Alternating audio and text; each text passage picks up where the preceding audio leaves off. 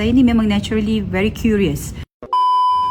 Okay, so perjalanan saya mencari ilmu ni, mungkin first saya reflect balik, mungkin saya ni seorang yang memang sering dahagakan ilmu satu, dan saya ni memang naturally very curious, and that's why I think I make a very good host and journalist because it's out of my own curiosity. Dan saya rasa itu adalah satu skill yang saya belajar daripada production itself, right? Dan saya rasa skill ataupun curiosity tu masih lagi perlu even if you are an educator, always questioning things, wondering. Dan saya rasa itulah benda yang menguatkan semangat saya untuk terus mencari arah dan hala tuju.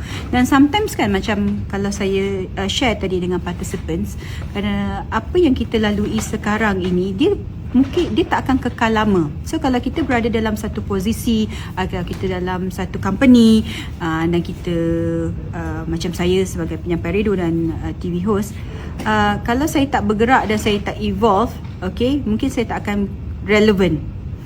Tetapi pada masa yang sama, fasa hidup saya juga membolehkan saya bergerak untuk satu career yang untuk saya lebih baik untuk diri saya sekarang.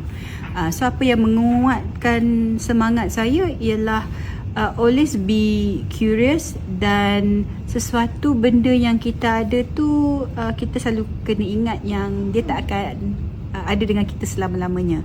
Like if I was a TV host, I was a radio announcer, I had the fame, had the popularity, tapi sekarang dia bukan sesuatu yang kekal. Jadi kalau kita tak move, kita tak cepat, kita tak evolve, kita tak tingkatkan skills kita, kita mungkin akan ketinggalan.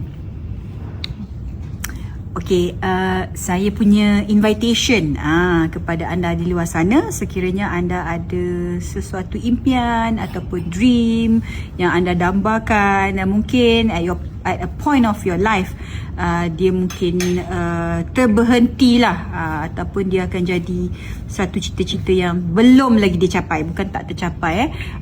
So I want to share with you that go for it. Tiada apa pun yang terlambat, dan age bukan satu penghalang. Okay, kadang-kadang benda yang kita nak capai tu perlukan maybe the right time, the right moment, the right phase of your life.